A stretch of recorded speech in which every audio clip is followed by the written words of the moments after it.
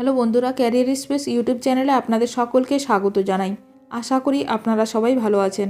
আজকে এই মুহূর্তে শিক্ষক নিয়োগ সংক্রান্ত যে সবচেয়ে গুরুত্বপূর্ণ আপডেট উঠে এসেছে, বিস্তারিত সেই সম্পর্কে আলোচনা করব।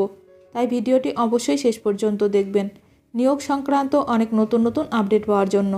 বন্ধুরা, শিক্ষা সংক্রান্ত ও চাকরি সংক্রান্ত সমস্ত রকমের লেটেস্ট আপডেট আপনারা এই চ্যানেলে পাবেন। তাই চ্যানেলটি এখনই সাবস্ক্রাইব করে রাখবেন এবং পাশে থাকা বেল আইকনটিকে অবশ্যই প্রেস করে রাখবেন পরবর্তী সমস্ত রকম লেটেস্ট আপডেটগুলো সবার আগে পাওয়ার জন্য। WBCS সহ অন্যান্য চাকরির নতুন প্রক্রিয়া বন্ধ রাখছে রাজ্য, মাথায় হাত চাকরি প্রার্থীদের। খারাপ খবর চাকরি প্রার্থীদের জন্য। WBCS সহ বিভিন্ন নিয়োগ প্রক্রিয়া শুরু করতে একটু দেরি হতে পারে।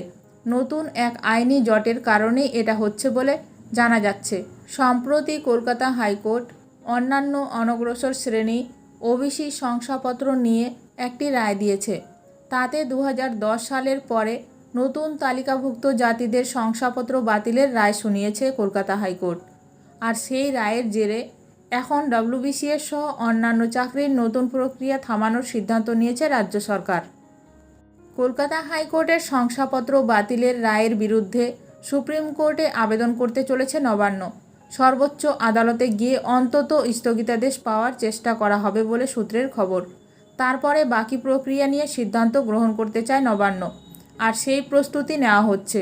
ফলে নতুন নিয়োগে একটু সময় লাগতে পারে। নবান্নের সূত্রে খবর মিলেছে, Paschimbanga public service commission Kolkata হাইকোর্টের রায় প্রকাশ পাওয়ার আগে থেকেই নিয়োগের প্রক্রিয়া চালাচ্ছিল PSC। তার জেরে কোনো ক্ষেত্রে পরীক্ষা নেওয়া হয়ে গেছে, আবার যারা যোগ্য তাদের ডাকাও হয়েছে ইন্টারভিউয়ে। তবে কলকাতা হাইকোর্টের রায়ের জেরে ওই প্রক্রিয়ায় সমস্যা হবে না বলে দাবি করছে PSC। কিন্তু এখানে একটা বিষয় সামনে এসেছে যে সুপ্রিম কোর্টের থেকে স্থগিতাদেশ না পাওয়া পর্যন্ত WBCS মেইনস পরীক্ষার আয়োজন এখন করা হচ্ছে না।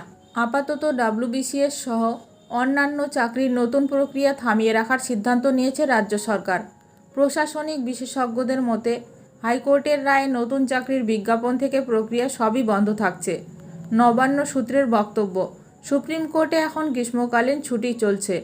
যেহেতু কলকাতা হাইকোর্টের রায়ের কারণে এখনই কাউকে চাকরি হারাতে হচ্ছে না, তাই আদালতের কাজ পুরোপুরি শুরু হলেই রাজ্যের আবেদন জমা পড়বে সেখানে।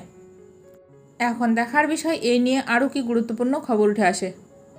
নিয়োগ সংক্রান্ত বিষয়ে যে কোনো আপডেট সবার প্রথমে পেতে এখনই আমার চ্যানেলটি সাবস্ক্রাইব করে রাখুন। ভিডিওটি ভালো লাগলে অবশ্যই লাইক করবেন। আজকের ভিডিওটি এখানেই শেষ করলাম। নতুন কোনো আপডেট নিয়ে দেখা হবে নেক্সট ভিডিওতে।